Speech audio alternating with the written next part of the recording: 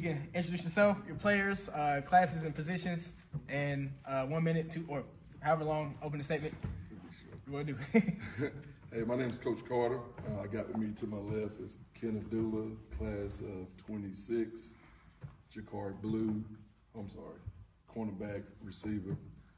Jacquard Blue, class of 26, linebacker and running back. Rashad McSwain, class of 25, tight end and linebacker. And Tate Kidd, class of 25, center and defensive line and some other stuff. Utility player. Gotcha. So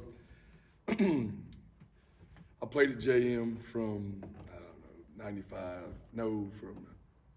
graduated in 96, so 90, came in 93, 93 to 96. So I was able to have some success there, and I'm just trying to instill what my coaches, I was fortunate enough to have some good coaches with Coach Bailey Center, who's just left us, and Coach Gary Phillips. I'm in basketball, so I'm just trying to take what I learned. I ain't trying to reinvent the wheel. I'm trying to take what I learned from them guys and apply it to these guys and give these guys the opportunity that I was fortunate enough to be blessed with. And so that's it. Got you. And kind of same thing I asked Coach Brown, because we got some alumni guys in here. How did it feel for that first practice to come out? You're the head coach of Jordan Matthews on the football field. You spent a lot of time already as a coach here at the school with basketball and football before. So, as a head coach, how did that feel? It felt good because that's the first time because I coached football at JM from I think 2003 to 2012. My kids started getting older and getting into things, so couldn't miss anything.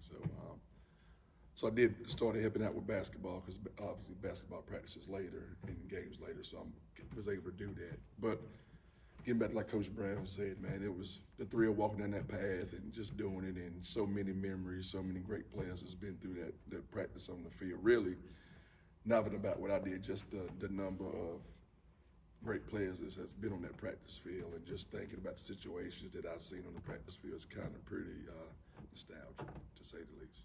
Right. Yeah, I mean, and also too, going out there, I mean, you got a lot more numbers coming to practices earlier this season than last year. I mean, just from your perspective, what does that say kind of about the state of JM football? We're getting there everywhere. I tell the guys every day, just try to put our best foot forward. That's all we're doing. I want doers. That's all I want. I want doers and trying to put our best foot forward. That's all, every day. And just trying to get better every day.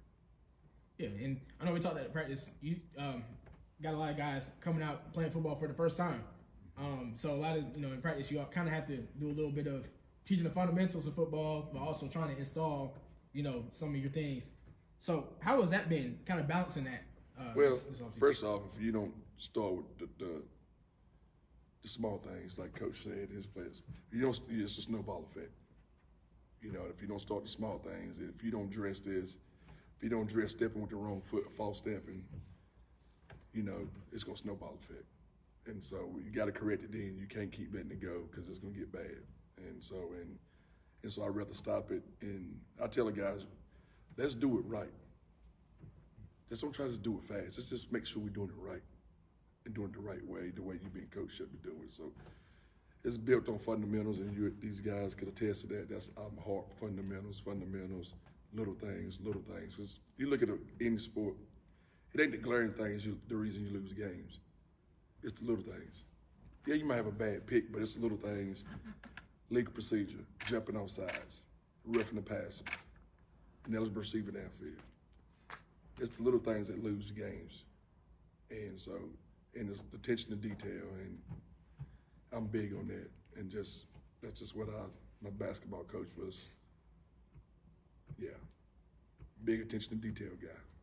Yeah, I mean, like you said, you come from a long line of really great coaches at JM that are important to you, important to so many great athletes that came out of there. And you say taking some things from them. What are some things you've taken from Coach Phillips, Coach Center, that you have in your coaching pedigree and are instilling in these boys? We want to be, and Coach said about too, and I just nodding my head, do I want to win games? Yes. And I'm competitive as heck. But I want to see a kid in 10 years come and tell me his success stories too. That's going to mean more to me in 10 years, come and tell me how successful he's doing, family, married, good job, whatever. That's what I get calls to this day from when I coach. The few years I coach, I get guys calling me. And, you know, the biggest moment I had, and, you know, I won a state championship in basketball.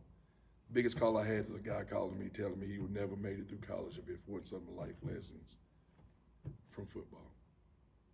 And so that's one of my biggest things, and that, you know, I always tell that story. Coach Gary had mentioned life lessons. What life lessons are you trying to teach these young men as the head coach of the football program? Well, I mean, I'm not just life lessons, just through football, being late. You know, if you practice at 9 o'clock, you show up at 9:05, you do that job, what's going to happen? You know, if you're running a business and you don't show up to work, it's a trickle-down effect. It affects everybody. Because now we got to put somebody in, then coach can't move along, can't install maybe what he want to install because the guy does not here. The guy mispractice. If you do that in real life, you're going to get fired. The bills will still come, though. And so, I'm just trying to teach kids, though, about being late, you know. And that's what my coach always said, undisciplined kids become unemployed adults. So that's what I just try to instill discipline in every facet of football and try to that boo-boos that make on the football field to tie to a life lesson, like what would happen in the real world. And the coach said, you know, football was the best sport for life. Because I don't care how good you are, you're gonna get your butt whooped. It's gonna happen. It's gonna happen in life. But the true character of a man is what you do in the face of adversity, though. That's what I want to know. Don't beat your chest when you're up 50-0. Well, I want to see what you look like when down 7 is 3rd and 2. You know they're gonna run it. What you gonna do? And then you can probably tell my program will be built off toughness, physicality, and discipline. What are you most happy about that you've seen in this preseason practice? The energy, the buy-in, just getting it a little bit later than usual. Just the buy-in of the kids. Not really much pushback. The willingness of your good players to be the ones that's working the hardest. That makes it easy to coach when your best players are your hardest workers. Because the slackers, you know, can't slack if, you know, your best players is going to work and putting in work and getting after it pretty good. Yeah, and when we first got the job, you know, you said running the football will be the emphasis of this team, especially on the offensive end. I mean, so far in this offseason, kind of who are the playmakers you have in the run game, and what are you most excited for the run game this year? Well, it's going to be a team effort, really. Mm-hmm. You know, it's going to be a team effort, and we're supposed to have a jamboree tomorrow, but it's got canceled. So, you know, everything's look good till you start hitting somebody in the other jersey. You know, so it's going to be a collective effort with a good group of guys with Jakari, Omar, and Marcus McCoy, you know, and some other guys get a chance to tote it, you know, and just see. And I just believe that's, you know, you got to run the football to win games. You just got to. Yeah, and you got a good mix of, you know, older and younger guys coming up, make some impact on the team this year. So if you could go through and kind of tell us about these kids right here, what they give to your team, and also talk about some of the other standouts you've seen in camp. First and foremost, like all these guys mentioned, the reason these 4 guys are up here is just because they was on it. They didn't miss a day, weight room, and they was there the most. And one for all 4 of them, though, man, is just the energy, the commitment to work hard, and that's, you know, in this day, that's kind of hard to find, man, with young men, just to want to come in and work hard and lead by example and just be a doer, a grinder, you know. And so with all these kids work hard. Kenneth, you know, shows up extra, does extra work, Blue, You know, I would come over some Sundays and I'll see them out there just doing, like, what are y'all doing? And so they're putting in work, and I said, what are you doing? He's like, well, we're gonna put in some work. I'm like, okay then. And Rashad, though, you know, he really surprised me, though, he just shocked me what he could do, though. You know, I never knew it, and I asked him, and I guess, like, you know, got to be given the opportunity to do something to do it. So, and he's relished it, and he's ready to thrive in his role, I think. And so we looking to go there, and Tate's kind of a utility guy, you know, does anything Coach asks. You know, all these guys would, but we've been asking Tate to do a lot of stuff, different positions, because in the beginning we didn't know what our numbers was going to look like. And so it was cross-training, you know, trying to get everybody to be able to do, you know, a couple of different things there. Yeah.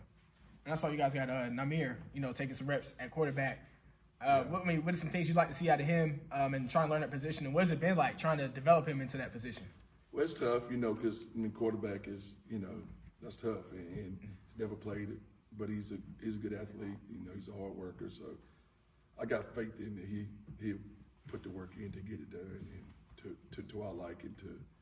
And two, we know he's never played the position, so now I was told our coaches is there's no reason to just overload him with something, a young man that's never played a position, trying to throw a lot at him. Let's find a few things he can do, and let's just master those few things he can do.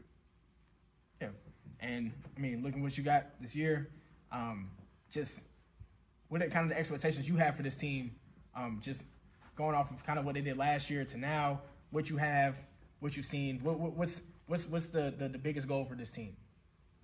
Man, we just compete. We just want to compete, you know, because a lot of games, I mean, you know, we just want to be able to compete in every game.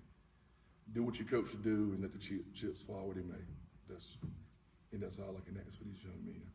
Not these young men and the rest back home. Last question. That was the last question. Yeah, that's it. Okay. Thank you, Coach. All right, thanks, Coach.